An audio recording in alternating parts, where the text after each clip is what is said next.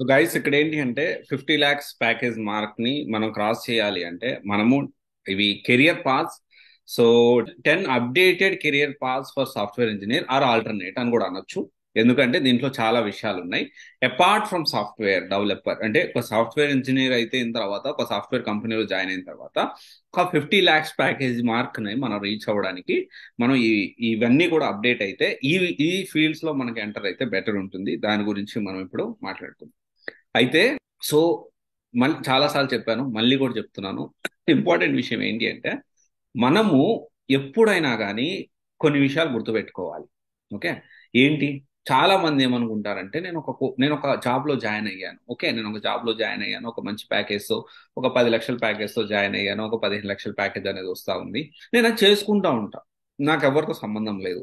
వాళ్ళు నాకు ఒక టాస్క్ ఇచ్చారు, నేను కంప్లీట్ చేసిన అంతే. నాకు కంపెనీకి ఇంతే అనుకోవద్దు. సి, పాలిటిక్స్ కూడా చాలా ఇంపార్టెంట్. ఆఫీస్ పాలిటిక్స్ లో మనము ఎప్పుడు కూడా వెనకబడద్దు, నేను అందరికి చెప్తున్నా. ఎందుకంటే ఇంత రాజకీయాలు అవసరమా సార్, నా పని ఏదో నేను చేస్తూ కరెక్ట్ కాదు. ఒకవేళ గ్రో అవ్వాలి, నీ కెరియర్ లో గ్రో అవ్వాలి అంటే రాజకీయాలు చేయడం కూడా అవసరమే. At the end of the day ఒకరిని హాని చేయొద్దు, ఆ రాజకీయాలు చేసి ఒకరి కెరియర్ని అయితే నాశనం చేయొద్దు. కానీ ఆ పాలిటిక్స్ అనేది నీ కెరియర్ని మాత్రమే నిలబెట్టుకోవడానికి చేయండి.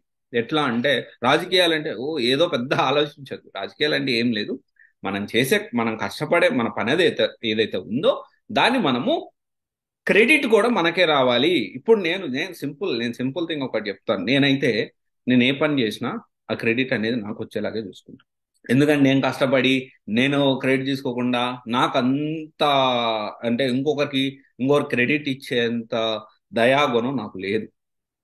ఎందుకంటే ఫస్ట్ నాకు అన్నిటికంటే ఇంపార్టెంట్ విషయం ఏంటి అంటే ఫస్ట్ నా కెరియర్ అనేది నాకు అన్నిటికంటే చాలా important. Even though I will say that నా ఫస్ట్ ప్రయారిటీ ఫ్యామిలీ కంటే ఇంపార్టెంట్ ఏంటి అంటే నా వరకు నేను ఆలోచించే విధానం ఏంటి అంటే కెరియర్ ఫ్యామిలీ కంటే కూడా ఇంపార్టెంట్. చెప్పాలంటే కెరియర్ అనేది ఫ్యామిలీ కంటే కూడా ఇంపార్టెంట్. ఎందుకు అంటే మన ఫ్యామిలీని ప్రొటెక్ట్ చేయాలి అంటే మనం మంచి కెరియర్ లో మంచిగా సెటిల్ అయితే మన ఫ్యామిలీని ప్రొటెక్ట్ చేయొచ్చు. ఫినాన్షియల్లీ ఎంత స్ట్రాంగ్ ఉంటే నీ ఫ్యామిలీ అనేది అంత సెక్యూర్డ్ ఉంటుంది. This is fact. అంతేగాని చూడండి, ఇప్పుడు మా తల్లిదండ్రులు మా పేరెంట్స్ ఉన్నారు.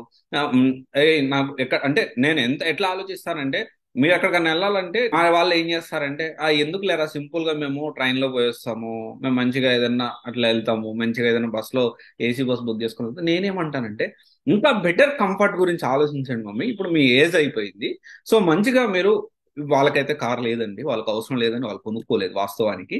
నా కెరియర్ కానీ మా సిస్టర్ కెరియర్ కానీ మా గురించి ఆలోచించి ఎందుకు అదొక మాకు అవసరం లేదు కదా అని వాళ్ళు కొనుక్కోలేదు. వాస్తవానికి వాళ్ళు అప్పుడు ఉండేది, కొనుక్కోలేదు కార్ అయితే.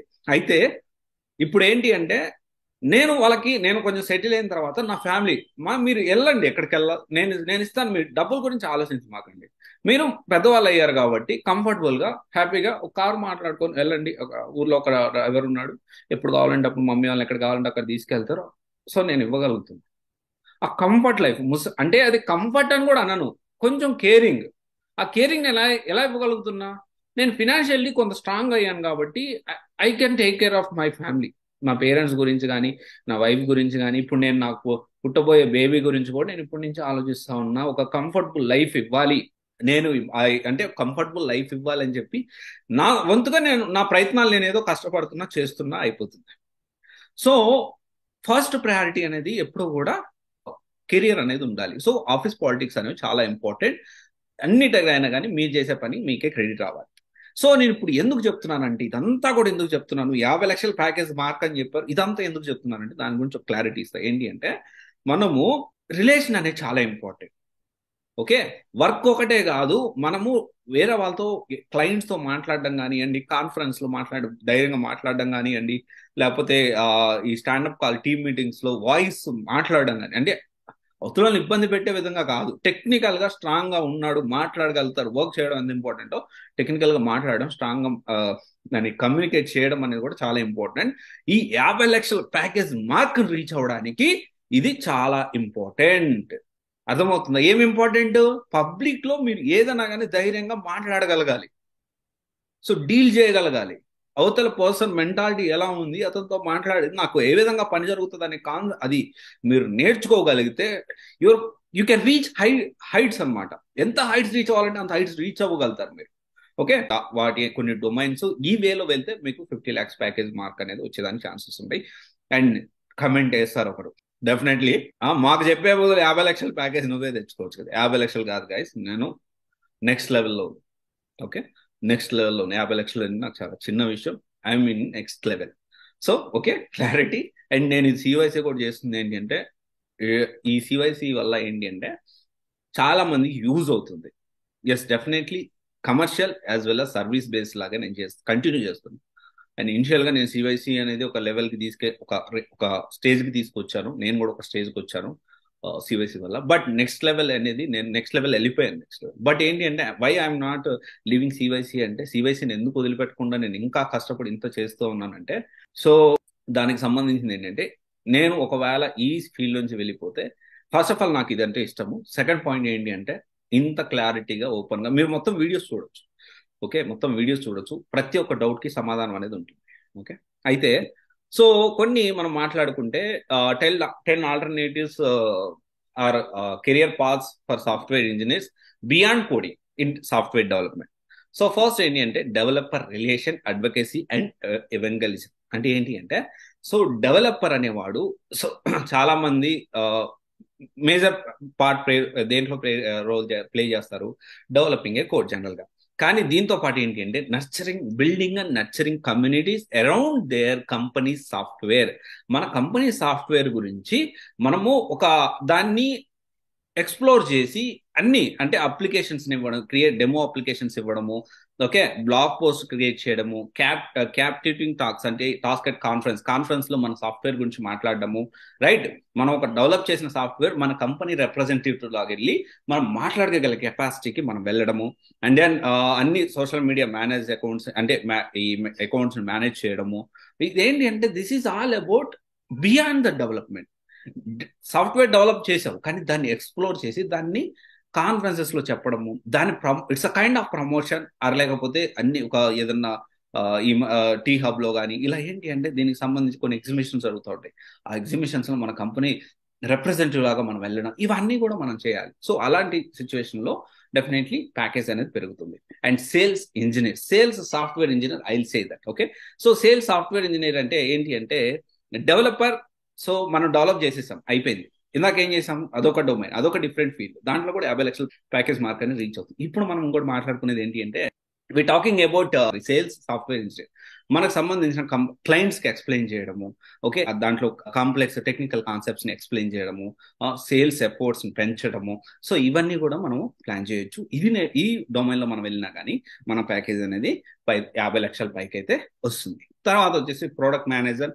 డెఫినెట్లీ ఏంటి అంటే, ఒకటి డెవలప్ చేశాము, దాన్ని డెవలప్ చేసిన తర్వాత strategic aspects of software development, defining product rams, features and priorities.